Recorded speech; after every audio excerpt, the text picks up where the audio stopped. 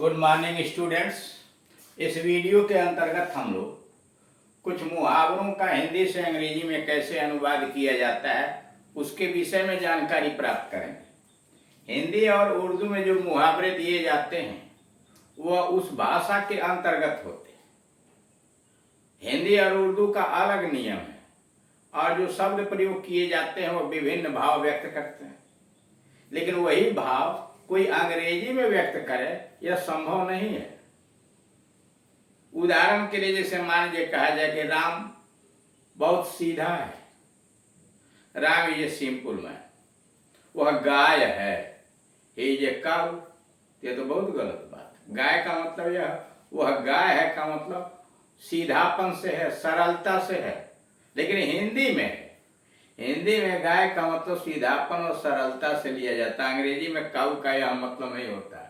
सीधापन और सरलता का भाव वहाँ लैम्ब से लिया जाता है। तो आपको जब ट्रांसलेट करना होगा तो ही जे काऊ नहीं लिखेंगे, ही जे लैम्ब लिखेंगे। कारण यह है कि इंग्लिश में लैम्ब से सरलता और सीधापन भोलापन का भाव व्यक्त होता है और हिंदी में गाय से व्यक्त होता है। तो हिंदी में जब आप कहेंगे वह गाय है मुहावरे में, तो वहाँ कहेंगे ही जे लैम्ब।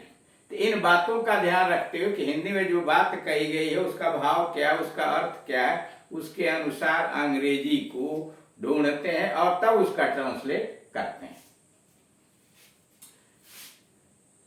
यहाँ 31वें नंबर से शुरू है। इसके पहले वाले वीडियोज में बाकी दिखलाए जा चुके हैं। वह अपने विरोधियों को सताने में मगन रहता है। सताना, प्रताड़ित करना, दुख देना। वह अपने विरोधियों को सताने में मगन रहता है। ही इंडल्जेज, मगन रहता है। ही इंडल्जेज, वह व्यस्त रहता है। किस लिए? इन विच हंट, विच जादूगरनी, चुड़ैलें, हंट शिकार। वह अपने विरोधियों को सताने में मगन रहता है। ही इंडल्जेज इन विच हंट। कुछ समाचार पत्र सस्ते और सनसनीपूर्ण समाचार छापने में व्यस्त रहते हैं। कुछ समाचार पत्र सस्ते और सनसनीपूर्ण समाचार छापने में व्यस्त रहते हैं। खैर आजकल कुछ सवाल छोड़ दीजिए कि आज के युग के अंतर्गत बस वही है ही है। अब किसका नाम लेंगे किसका नहीं लेंगे, लेकिन यहाँ जो बातें कह रहा है वह सम न्यूज पेपर्स, कुछ समाचार पत्र, believe in yellow journalist. In yellow journalist मतलब सस्ता और सनसनीपूर्ण समाचार। कुछ समाचार पत्र सस्ते और सनसनीपूर्ण समाचार छापने में व्यस्त रहते हैं। Some newspapers believe in yellow journalist. उसने समय पर मेरी बड़ी मदद की। उसने समय पर मेरी बड़ी मदद की। He rendered me immense service. He rendered me immense service. मतलब उसने कुशल सेवा की, समय पर मदद की। उसने समय पर मेरी बड़ी मदद की। He rendered me immense service. उसने मेरी समय पर मदद की। उसका जन्म शुभ नक्षत्र में हुआ। उसका जन्म शुभ नक्षत्र में हुआ। He was born under a lucky star. उसका जन्म शुभ नक्षत्र में हुआ। He was born under a lucky star.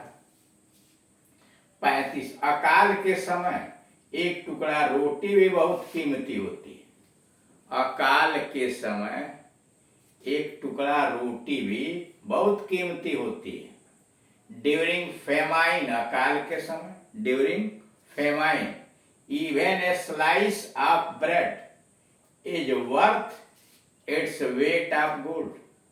During famine, अकाल के समय, even a slice of bread, रोटी का एक टुकड़ा भी, is worth its weight of gold.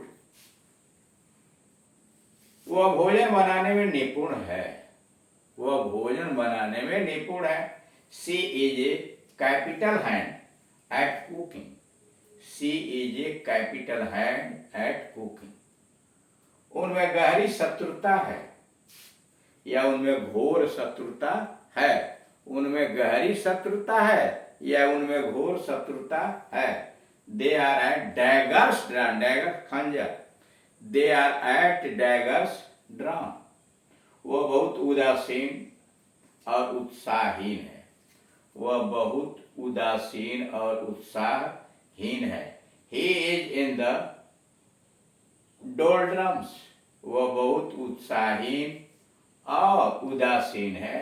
He is in the doldrum, वह विचारकों की अगली पंक्ति में, वह विचारकों की अगली पंक्ति में है। He is in the van of thinkers, वह विचारकों की अगली पंक्ति में है। He is in the van of thinkers.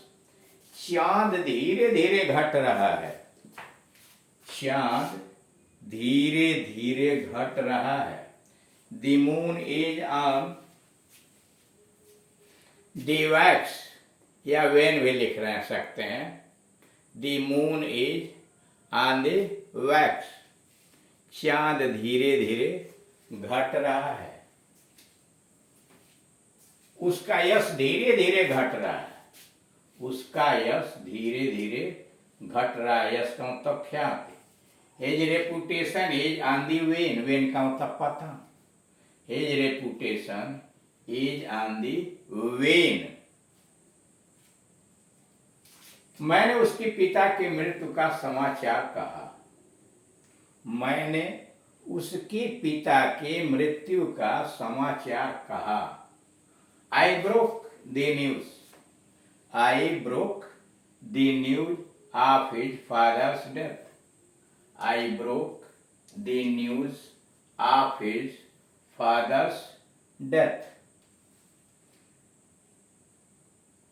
उसका विरोध महत्वहीन है, उसका विरोध महत्वहीन है मतलब बेकार है।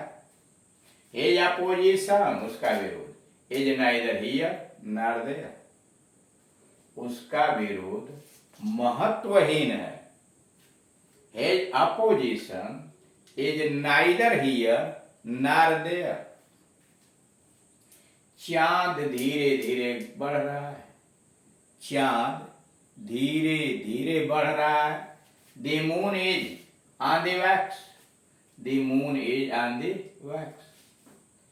जब सब चुप थे तब मैंने मौन भंग किया, जब सब चुप थे तब मैंने मौन भंग किया।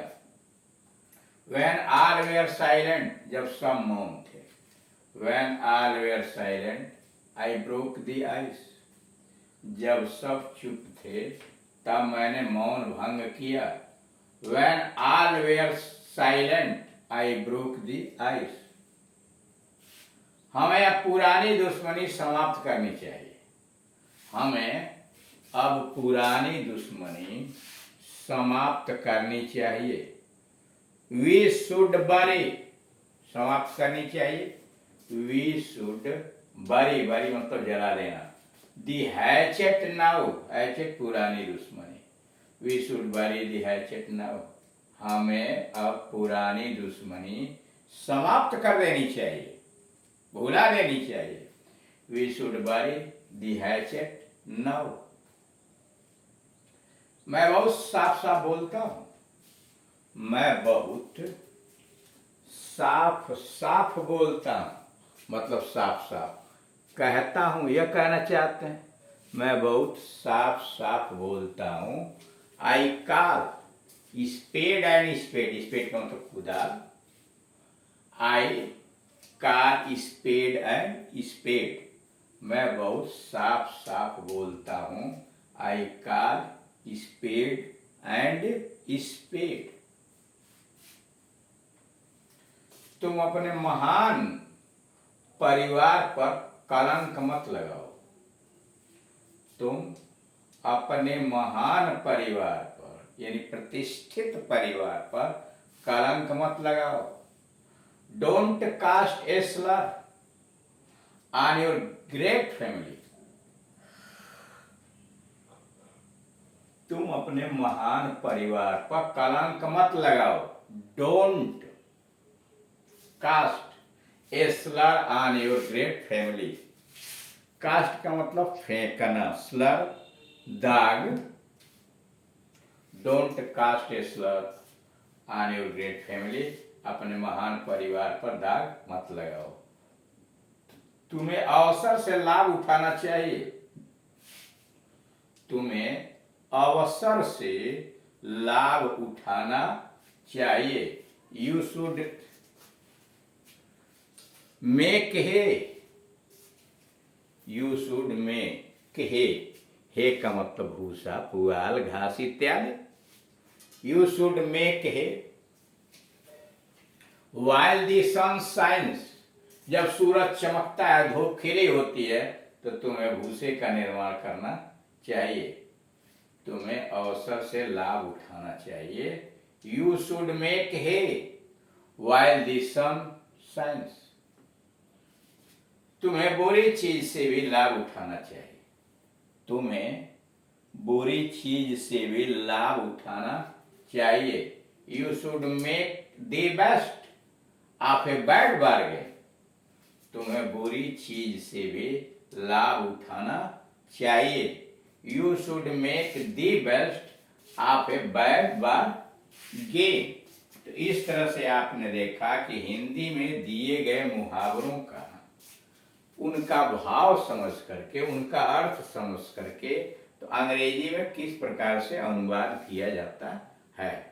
और जैसे जैसे इन चीज़ों को बार बार आप रिपीट करेंगे, ट्रांसलेशन की यही विशेषताएं हैं कि मुहावरेदार जो ट्रांसलेशन होते हैं उन्हें अध्ययन करना पड़ता है, मनन करना पड़ता है। तो आप इन वीडियोस को देखिए, किताबों से अध्ययन कीजिए और उसे दिमाग में बैठा करके दैनिक जीवन में प्रयोग करने का प्रयास कीजिए। जैसे जैसे आप यूज करेंगे वैसे वैसे उन शब्दों में और उन वाक्यों के निर्माण में आप कुशल होते चले जाएंगे। फिर भी अगर आपको कोई समस्या खड़ी होती है तो दिए गए नंबर पर कॉल करके आप अपनी समस्या का समाधान करा सकते हैं। Thank you.